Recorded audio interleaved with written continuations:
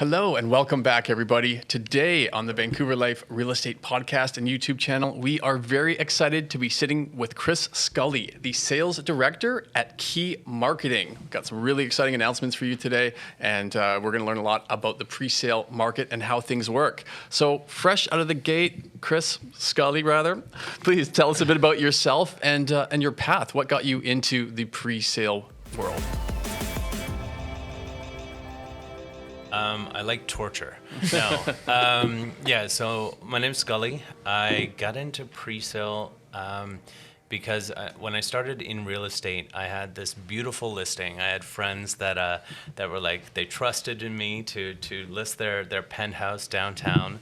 They were, I guess, a little crazy, but anyways, people coming into that listing, if it wasn't right for them, like they had done a full reno on this place, like it was mint. Mm-hmm. And if it wasn't good enough for people coming in, I was like, what's better than this? And I created a great relationship with a friend that was working in pre-sale, and he was like, well, just send some people that aren't interested over to the pre-sales development, which was Maddox downtown. And so I started, doing my open houses like any agent would, and if they weren't interested, I'd refer them over to this agent working at Maddox, and did quite a few deals there. And I was like, there's something in this pre-sales game, and then that was literally 2 months into working in real estate, and then I started my pre-sale business at month 4 or 5. Oh, wow. So that's how I got into pre-sale. So you kind of went straight from the start. Oh yeah, straight from the bottle, right in. Yeah. That's awesome, and it's obviously served you well because now we're here at Key Marketing, and you're the director of sales for Key Marketing. So that's quite a path. Yeah, it's been an exciting one. Pre-sales it's a journey. A lot of people think that it's an easy thing to do. It's you just show up and write a contract, but there's a lot of work that goes into pre-sale. Like I said, like the pain a bit, but it's you're working with clients. You have to carry them. They're essentially buying air in the sky and putting a lot of money down for that, right? In some cases, or a lot of money for a very small parcel of land. this too. Yeah. So yeah. Excellent. Okay. And so maybe we dig a bit into what Key Marketing is and its sort of role and positioning within this industry. Yeah, so what we do here, Kim Good, president, started this amazing company, which I'm lucky to be a part of. And essentially we have our marketing division and our sales division. And there's overlap in that because we have an amazingly talented pool of people working here. Marketing obviously does all of our creative, and sales oversees the sale of the project. Now, in that, we work with interior designers, we have our developers, we have, graphics, we have all of these different components to each style of thing. So you're the full service. Oh, yeah. You come here if you have a project, and we will take you from an idea to full sales rollout. Wow. So yeah, and all the way through the project till it's done, and then on to the next one. So effectively, Key will come in and help consult the whole way along. Oh yeah, from obviously we assist people in land acquisition, but it's predominantly creating the assets, being able to highlight the development in its best light, looking at what's unique to each development, because there's a bunch of towers all around, but what makes it a unique offering? Right. So that's what we really do here, is we look at each project, see what those unique properties are to each, and then highlight them. Well, it's interesting you bring that up, and I think we'll touch on it in a little bit, not right now, but speaking to the uniqueness of the opportunities, right? There are ways and strategies around pre-sale where you can buy pre-sales and do very, very well from an investment perspective. Yes. But if you time it incorrectly or you choose the wrong phase of that project, you might be on the longer end of that investment, right? We'll touch on that in a little bit. Yep. Because I'd love to pick your brain about you've obviously sold probably thousands of condos. So, what are I'd like to know kind of what the first ones go and all that kind of stuff. But before we get into that, maybe let's touch on some of the developers that you guys work with, and just so we can kind of get some context for our listeners. In Vancouver, we definitely know about, BOSA, we know about West Bank, we know about Concord Pacific and those kinds of guys. So is that the kind of tier that Key works with, or is it more boutique? Maybe you could elaborate a little bit. Well, we have a variety of developers that we work with. All over the Lower Mainland. So we're out North Fraser, South Fraser, what have you.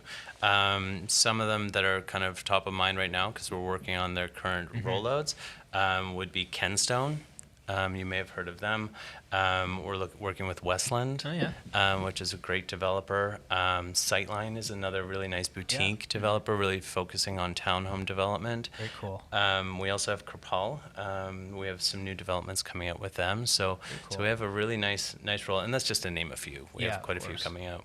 Very cool. Is it safe to say then that the developers that work with Key are developers first and foremost, and they want to focus on what they're good at, and they know you're offering, so they're like, well, let's just let Key handle the marketing sales side? Well, not to brag, but we've been killing it at Key. And I say that because the amount of trust that we have in our team here is something that I've never experienced. We have, someone, whatever we have on one side, we have the balancing on the other. And what I find is the developers that are coming in, they can see our past success, and then they are able to come in, look at the expertise that we have in each respective area, and run with that. And what I love is being here. It truly is a family. So you get the people that annoy you someday, and then you're in love with them the next day. Like, it's that balance, but it works, and it works really well. Like, if we look at last year, we had 6 developments in Surrey that we sold, within 48 hours for each. Maybe let's touch on it just a little bit, just so we can kind of understand the scale. Like, how many apartments are we talking about? Thousands. In that kind of time frame? Yeah. So maybe just elaborate a little bit on maybe the marketplace for a second here, because I mean, we've been talking about it for a while on our podcast, how kind of ridiculous the resale market has gotten, right?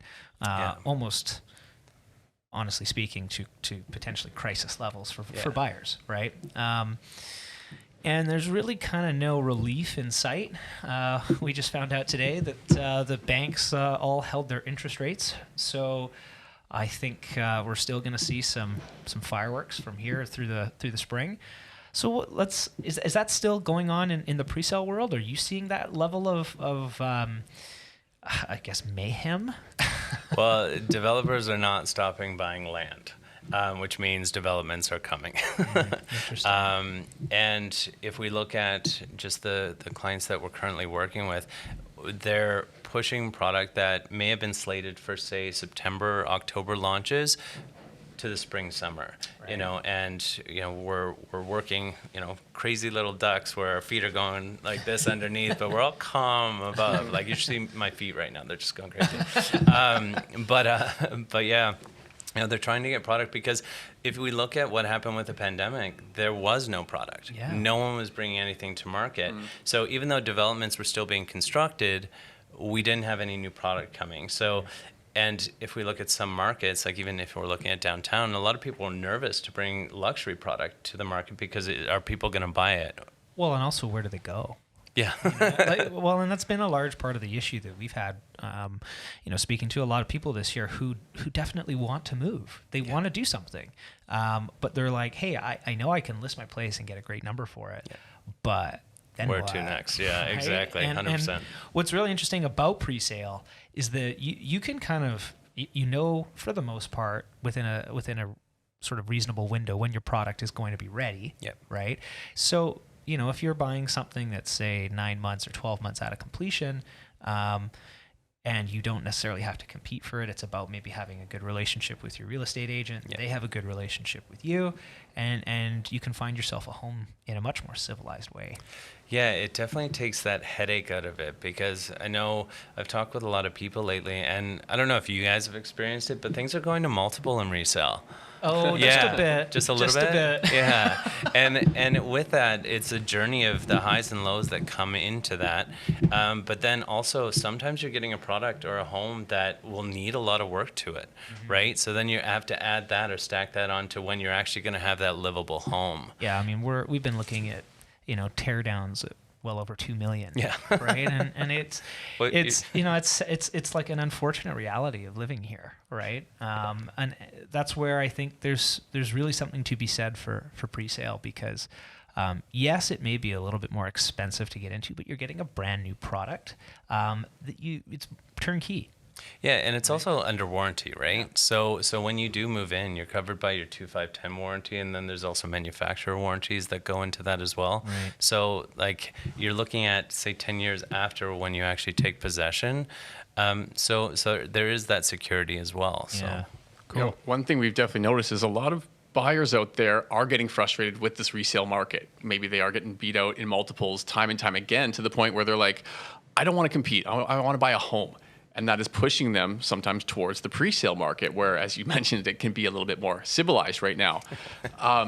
Referencing those, 6 sellouts in Surrey that you just talked about, what do you think is driving the attention there? Who are the end buyers here that are selling out towers in weekends? One thing that we did notice, especially on our last project there, was that it was a very diverse group. So definitely we have end user, we have investor. There were a few announcements, with respect to UBC out in that location. So that drove a lot of people to that specific project. But what I do find is that the regulations around development in BC have really cracked down. And there's been enough history behind some of the builders as well as some of the developers that have they've helped with people's confidence in the projects. And then also, one thing that I will probably say a few times today is that the people that you're working with, meaning your relationships with your agent, if you're working with an agent, which I highly recommend, do not, do whatever you choose and whatever you feel most comfortable with. But, the agents that understand pre-sale, those are the ones that you want to work with. And the ones that typically have a decent relationship with the marketing team on the other side. Oh, full on with the marketing team and the developer, because, in any project, you could show me any project and I can find the one or the homes that are going to be the most valuable or the best. Sorry, we're in Gastown and there's literally a train going by us. Yes, right now. yes, we are live. Yeah, we're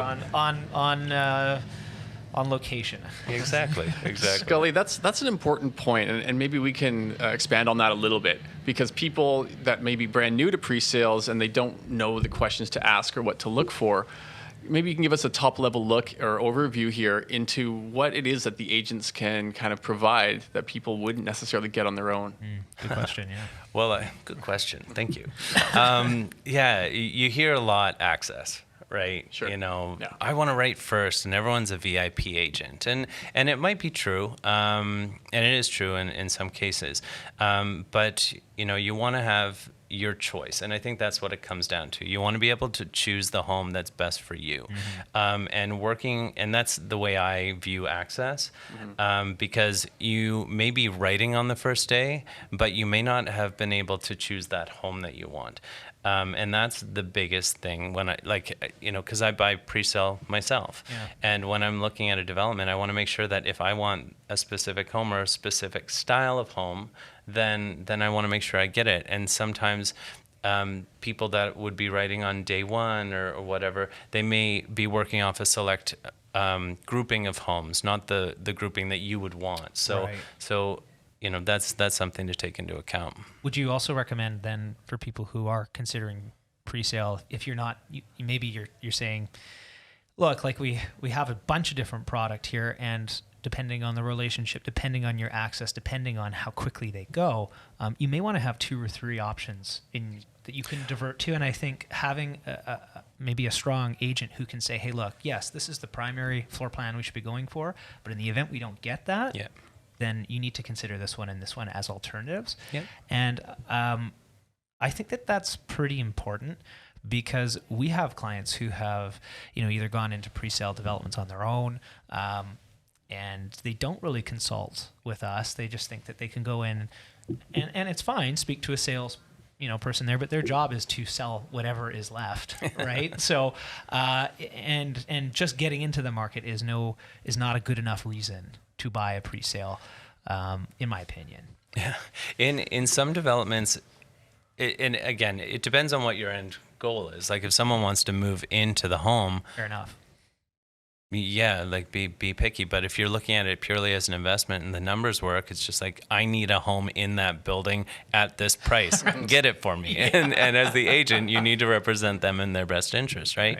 But yeah, it would come down to that. But when you're looking at having choice and being a little bit flexible with that, that works really well with marketing teams and developers for sure. So let's maybe touch on that then, because now is probably a good time to talk about investors and how do, if I'm an investor and let's say I'm a first time investor, I've bought a home, I live in a home, but I'm looking for my first investment property.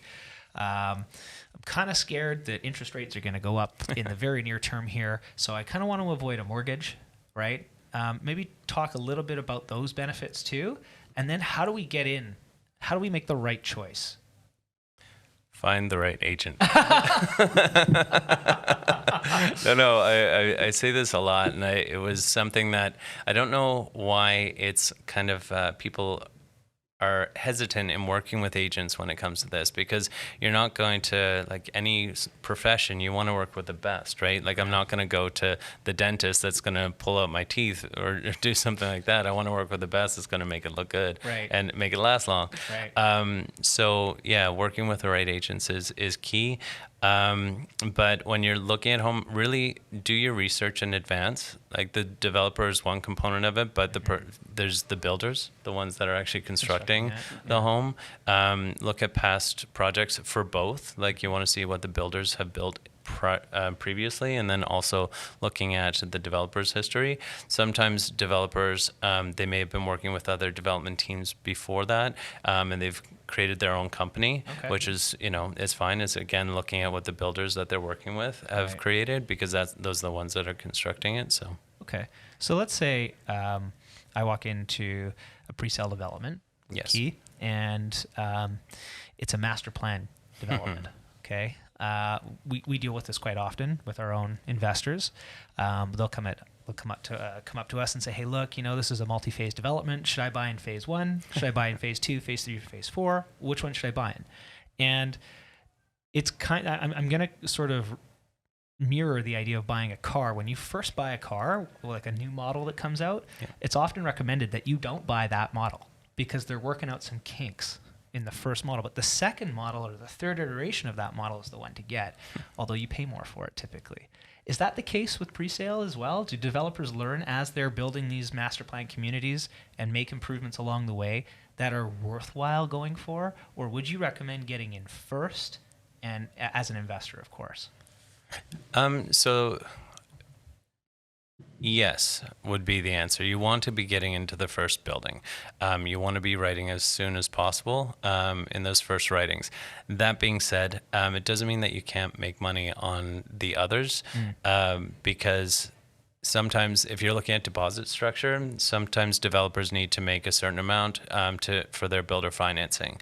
So they need the higher, say 20, 25% deposit structure to make that. Right. And then if you are looking at some of the remaining inventory, they may have a different deposit structure at that time, which may work better for the client or the buyer. So that's something to take into account. But if they're looking for the lowest price, get that home, you want to be writing first. If for investor, And that's going to come down to, again, having the agent and the relationship to get you through the door. Yeah, and then speaking to the car analogy, in a master plan development, the first tower, it's all being built at the same time, right? For the most part. Yeah. So you're not going to see, just because Tower 1 was sold first, it's going to be different than Tower 3 if they're all the same spec. Right. And that's why we have amendments to disclosure, which in the way I refer to them is, the updates or the upgrades. Because if so say you're selling in, this year, but the product or the homes aren't going to be built or completed until 5 years from now in some cases.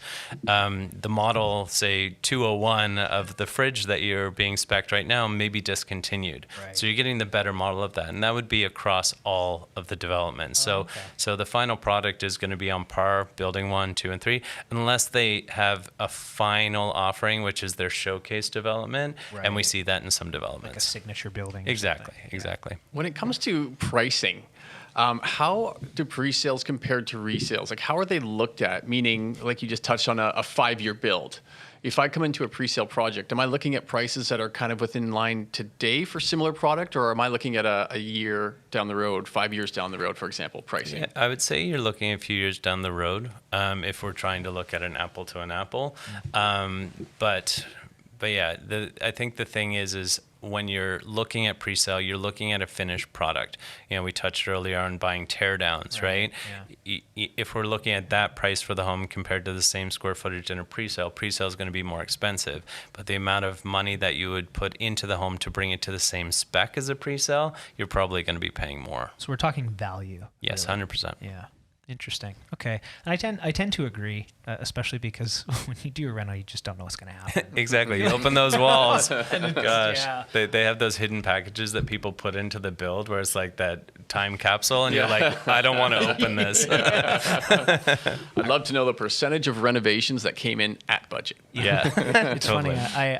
I did a renovation when I was going through university, and I'll never forget pulling apart the lath and plaster in this house and pulling out the insulation in the wall, which happened to be newspaper from 1945. Oh, wow. And or 38 or something. I was talking about the first transatlantic flight, and it full on stopped construction. Everyone was just sort of like, "Wow, this is crazy." But again, talk about fire hazard and all kinds of stuff. A little bit. But yeah, it was a monumental cost for the renovation, and generally speaking, to get it to a spec in the neighborhood, it cost us more to get it there than it did to turn it and make a profit, right? Yeah. So you got to really time the market at the same time as you're doing your reno too, and I think developers have a pretty good finger on the pulse when it comes to that. Yeah, and the thing is, developers don't arbitrarily just say, this is what we're going to put out. Right. You know, that's why working with a team like us at Key, we're all experts in our respective division or areas. And when we get feedback for developers, it's from our conversations with agents, with buyers. You know, we also, we know what we know, but it doesn't really ultimately matter what we know. It's what people want. Yeah. And developers need that pulse, and we have that. So. Excellent. For people that, again, are, let's say, new to pre-sales, or maybe they're considering a resale versus a pre-sale and they're doing their exploring and learning about it now, what would you say are the potential risks to a pre-sale, just so somebody could potentially get ahead of those or at least mitigate them? Financing, you want to make sure your finances are in order. Understand that there's things on the back end, like obviously in all resale, pre-sale, you have property transfer tax, but in a new build, you have GST, which some people, again, work with an agent and have a financial advisor to be able to guide you through that process. But yeah, that's another thing that would come into play. Sometimes completions, like if we look at, we're just coming through a pandemic, we're still in it, but coming through it, things got pushed out. Supply chain, yeah. Exactly. Yeah. So, and that's not because construction was stopping, because it was an essential, but things coming, exactly. It took longer for some supplies to arrive, and that pushed things back. So you need to understand that when the completion date is slated, it's kind of at that snapshot in time, and that can change. Not always. Things are coming back in line, but definitely. So I remember when I got into real estate and I started doing some pre-sales. Back in the day. Old here. Yeah. I remember lineups around the block. Yes. In fact, I was in a lineup that broke out into a fight. No way. Yes. Wow. Was it you? You're like, no, it was Dan. No, I had my spot. I guess what I'm getting at is, when there was a hype and a fairly significant frenzy, because you're not limited by, mortgage pre-approvals to buy a pre-sale, you saw people picking up 2 or 3 because it was just the required deposit structure, Yep. right? And then they would go about assigning some of these properties. Do we want to talk a little bit about how maybe assignments have changed and maybe the risks around understanding that while yes, you can assign a property to another buyer, if that buyer doesn't complete, that the original purchaser is still on the hook? Oh yeah, it's if you're buying into a pre-sale, that contract and all of the liability around it is attached to you all the way until possession. So if you And that's choose, even if I assign a sale to even you, even if you assign it's all still the my contractual responsibility. obligations, yeah. Wow. Yeah, and that's something, again, I told you I would say it, but going and working with an agent Right, that agent. that understands this, or can bring it to your attention, because sometimes we have to assign, or some people will choose to. A life change. It Yeah, happens. we're going through one right Yeah. now, right? A lot of people lost their jobs or had financial changes, so they may need to assign. And developers, they're the ones that have the final say on whether someone can, because if someone wants to assign, it's a request to the developer, and then they need to approve the assignment. And then once that happens, then you have to look at the restrictions around that with respect to, is it allowed to go to MLS? Does it have to be internal? And that means kind of an exclusive, which we see in resale as well. So yeah, there's things around that. There's some people will do it because when you're buying a pre-sale, you're buying, again, we talked about it, air in the sky for contractual rights to That's it, right, right? yeah. And if the market skyrockets in that area, there can be money to be made. And if you're in there as an investor, that might be the right time, because the market will continue to move the way it's going to move, but that entity, the pre-sale contract, will stay standard, and it kind of floats within that market. So you can choose to hold, to buy, hold, or to assign. Again, it does come down to the developer approving it. But yeah. Do they typically approve it for free, or if let's say the market has gone up 10% or 15%, the developer has sold it to you, but now you stand to make a profit if you sell it for an additional 15%. Does the developer say, hey, it's still my product here? Yeah, so there are things in your contract when you write originally, and it'll be the assignments clause in your contract. And in some cases, there'll be an assignment fee or a penalty. You may have heard that term. And that changes per development. Okay. So that could be a percentage of the final sale. It could be a percentage of the lift. Sometimes, depending on the developer, you're able to negotiate a flat fee for that if you choose to do it or need to. And then lastly, there's normally a legal fee associated with it, obviously working with your agent. Yeah, and some developers will call it a processing fee. One other thing is developers will also, in some cases, have no assignment fee. You'll still have to pay a processing fee because there is legal that goes into that. So Right. Got it. There was a headline recently on this, and a developer, I believe it was out of Toronto, said, "Oh, great, the market's gone up so much. You can still have the home, but it's going to cost you an extra $100,000 now." Oh my God. How Yeah, in the heck can that see that. even happen? I did see And that. is there any risk to that happening locally? I can't speak to that development. I know that the developers that we're working with, solid developers, that we're looking at a local market, but I haven't heard of that happening in BC, so I don't see that happening. I certainly feel like a developer would be risking an awful lot doing that. Like, you ever want to build again in the city, Exactly. and you jack prices on people after contractually being obligated to them, just because you write a clause in there that, hey, if it's so hot, I get to charge you more. That just feels wrong. Yeah, that's wrong. Yeah. I think in the same way, you can't expect a reduction if the market went the other way. Oh, Yeah, gosh, but you wouldn't that be get great? that. Yeah. Just Yeah. like a capital loss with your taxes. Yeah. Okay, well, let's shift a little bit here. I'm really excited to hear more specifics about what Key Marketing has in the pipeline, what kind of releases that we can expect upcoming, and of course for the rest of 2022. It's horrible stuff. No. Yeah, so we have a really strong rollout this year, and what I like about what we have is there's a lot of variety in it. So if, we'll talk about what we have currently. I have a product by Sightline called Just West. Cool. What's nice about this is for people that are looking for lower deposits, it's only 5% down. And it's completing in May, June of this year. So we talked about that sort of competition or multiple market. This might be something that people would gravitate towards for that. And it's right on King Ed, so if we're looking at a west side buyer, it's equidistant between Maine and Cambie, so it's really nice for that. On the heels of that, we have another sightline project, which is on 26th and Ash, called Seasons. Nice area. Oh, it's beautiful. Yeah. It's literally a block and a half from the SkyTrain and a block and a half from QE Park. Amazing. So you can get anywhere and then relax in the park. Totally. Sorry, what kind of homes is that? That's a townhome project. Townhomes, so we nice. have 19 homes there, Okay. all 3 and 4 bedrooms, all direct access to secure parking.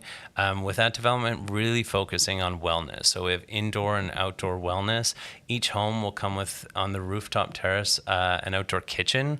Cool. Oh yeah, first world problems. I don't want to go down 3 floors to my kitchen. So yeah, we'll be providing the outdoor kitchen, as well as they're all plumbed for outdoor hot tubs, which is nice hot tub action. And then all of the homes come with a wellness zone. So on the lower level, direct access to the parking, we're providing a fitness area.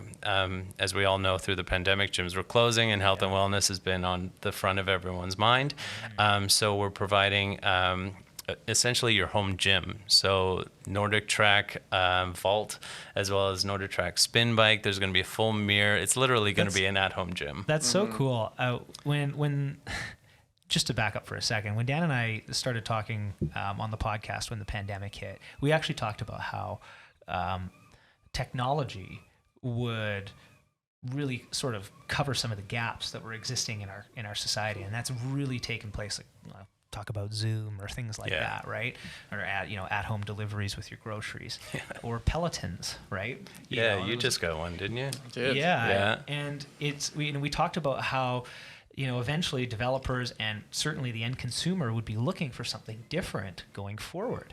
And it seems to me like developers, and likely working with you and getting that kind of feedback from people, we're really starting to see that transition now, where we're really building in a lot of the things that are important in our lives right into our homes. Yeah, and just that's a perfect point with this project, looking at everything be integrated. So we're talking about integrated security, Nest Home system. We have a Sonos integrated sound on the main level for 2 different zones. So cool. Yeah, so it has, and also your lighting can be controlled by that from your phone. Everything is also done to the most current, and this is across the board, to the current standards when it comes to energy efficiency and things like that. So yeah. Does it come with a robot chef that can make me lunch?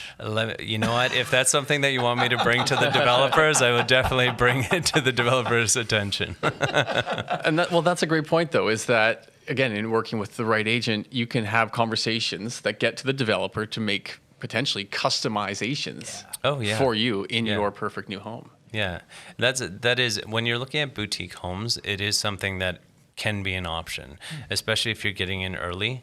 You can ask for, it may not be granted because things have to go through the city in some cases, but if there's a wall that you wanted taken down, that might be something that's a possibility. Instead of a 3rd bedroom opening up to, a really big living room or something like exactly, or a yoga place where you can just zen out from the day.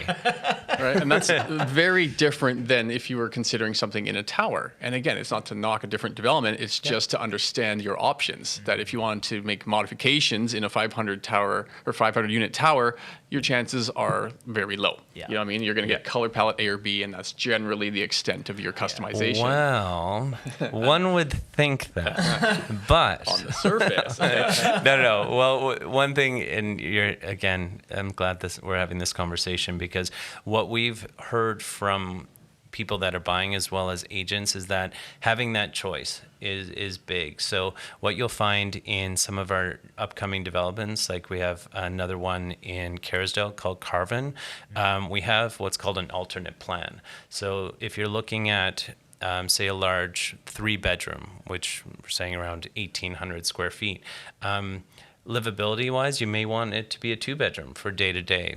but to know that it can be through the city zone for a 3-bedroom, and to be able to see a floor plan for that and choose, oh, do I want a 3-bedroom or a 2-bedroom? Yeah. And there's no cost to you. That's huge. So you'll find that at that development Carvin. We have a few options with alternate plans, and that's Kerrisdale product, which is really unique for what we have right now. Cool. When you guys are looking at all of the projects that you're coming out with right now, I mean, when we look in the resale market, inventory levels kind of across the board right now are being pillaged. But that aside, there is so much demand right now for particularly, I think, townhomes. Yeah. Would you guys agree that a lot of developers are looking for townhome and condo projects? It just doesn't feel like there's much in the way of new family homes that are coming to market. I think developers are picking their lane. Like, to have someone that's doing townhomes and then they're doing a tower, not to say that they can't, but it's nice when someone specializes in it. Yeah. Some developers will specialize in boutique because that's what they know and that's what they're known for. Because then they can really hone in on what their offering is. Towers are great too because we have these rectangular boxes in the sky. It's nice to be able to do a twist on those, and if that is your specialty, then kind of stick with it. Right. Cool. Okay. Good stuff. So that's 3 upcoming. Yeah. How many releases do you guys think you're going to have in the year in total? Well, what I know right now is that the execs here are in meetings every single day signing contracts with new developments. Oh my gosh. We have a few more, like if we go kind of by zone. Kerrisdale, like I mentioned, Carvin, that'll be coming in the spring. We're looking at an April launch there. We have Contour, which is a boutique development in Metrotown. We have 95 homes. And I say boutique, anything under, say, 120 homes per development, I would say is boutique. So Contour, right on Maywood in Metrotown, coming in April-ish as well. Didn't you say a lot of those condos are supposed to every condo is supposed to feel like a corner unit? Yeah, so every home in that development, the way it's designed is to feel like a corner home. Very cool. And with that development as well, which is really unique to a tower, is we do have alternate plans in there as well. Oh, So wow, so to be able to choose if someone wants that location and they want that development, because it is kind of, again, equidistant between Metrotown and the park, which is a great location to be. You're kind of just removed from everything, but still in close proximity to them. But yeah, to be able to choose a home that might have been normally slated as a 3-bedroom, but to do an alt as a 2-bed because you want more livable square footage. It gives you options as maybe you're an investor or maybe you're an end user, right? Yeah. And it gives you an option.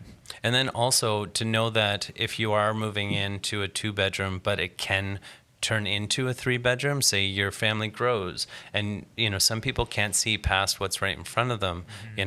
I was a designer before I got into real estate, so I have that kind of a blessing and curse that I can. But to be able to say, I'm getting in, but we may want to have a child, or we may, someone might be moving back home. Do we need to turn it into a 3-bedroom instead of having to move? To know that it is possible. That's really cool. That's nice to be able to know. Very cool.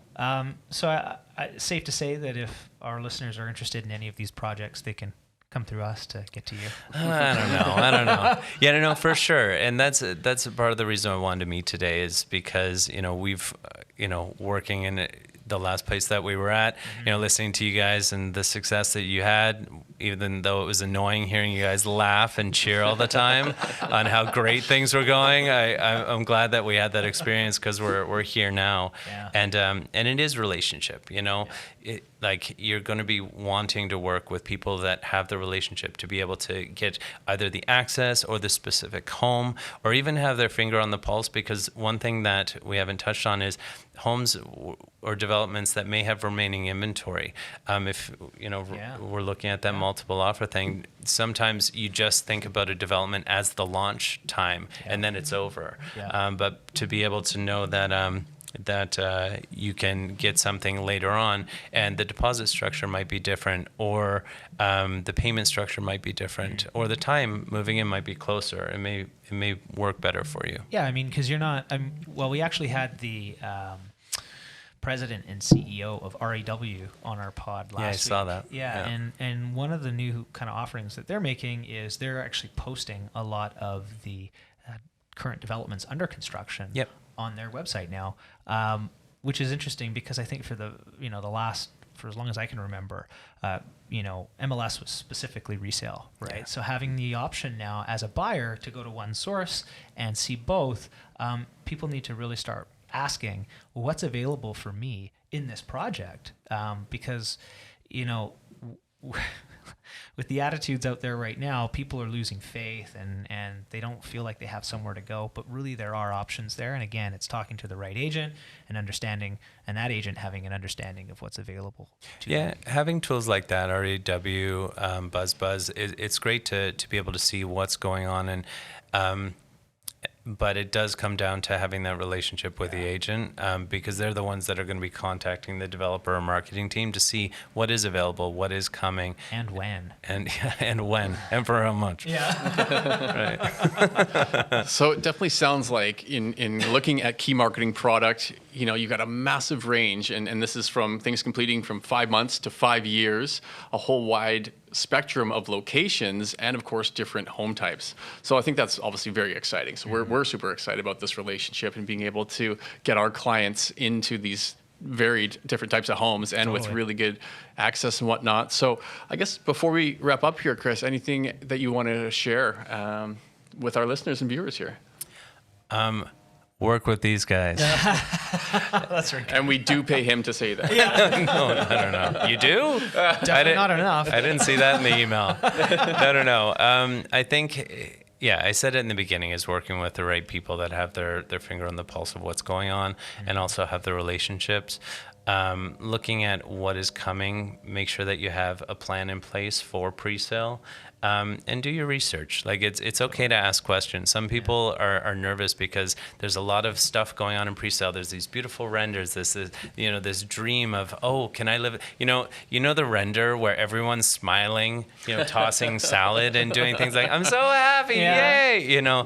That's the lifestyle that they're presenting. And some people live like that. I don't. But some people do. But I think to be able to, enjoy all of that, but also be grounded in the process, to know that it is a pretty big decision, probably the biggest decision in a lot of people's lives, and to make sure you're working with the right people to carry you through that journey. And that's going into a contract, writing the contract, and then all the way through to completion, because, the contract's not done until you're in the home. Yeah. Very cool. Well said. So I guess, Scully, for people that want to learn more about Key Marketing and the upcoming projects, where should they go? Keymarketing.com. Check out our new website. You can come to our office. Obviously, give us a call. We're still under COVID kind of restrictions, so we want to adhere to that. But definitely give us a call, or go to keymarketing.com. Yeah, or I would say, reach out to Dan and I, and if you want to come and see a project, you can actually meet. Chris will come and meet you. Yep, we can talk. 100%. We can talk about specific units, about those actual plans that you can change. Again. Something very worthwhile, especially if you're in the market for buying. And you can do this without 20 other groups in the home. This can be all about you seeing the home in a very civilized manner. And private, we don't have to, you're more COVID safe, all that stuff. Exactly. You'll have your own water bottle. We'll bring it for you. Amazing. Awesome. Scully, thank you so much for your time today. This has been super informative, and we are excited to see all the releases that Key Marketing has this Good. year. Thanks so much.